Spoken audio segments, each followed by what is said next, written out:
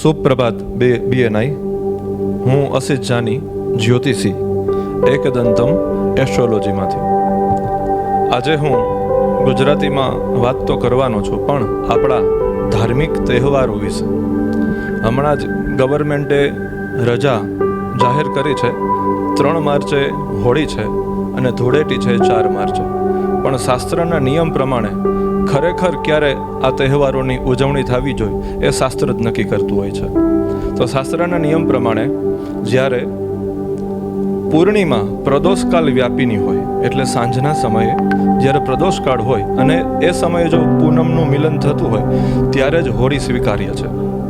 તો એ નિયમ પ્રમાણે એ સમય છે 2 માર્ચે, અને હોળી થવાની છે 2 માર્ચે, ધૂળેટી થશે 3 માર્ચે. એટલે અહીંયા ક્યાંક ને ક્યાંક મુશ્કેલીઓ અને અસમંજસ સર્જાતી હોય છે. તો એના એક જ નિષ્કર્ષ છે કે એક યોગ્ય માર્ગદર્શન તમને બધાને મળી લે એટલા માટે અમારું ઇન્સ્ટાગ્રામ પેજ છે એ ફોલો કરી લેજો.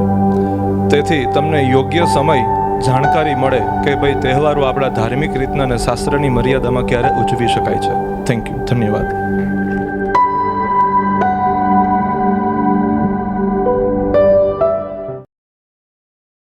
આ વિડિયો ગમ્યો હોય તો લાઇક કરજો, મિત્રોને શેર કરજો અને ચેનલને સબસ્ક્રાઇબ કરવાનું ભૂલશો નહીં.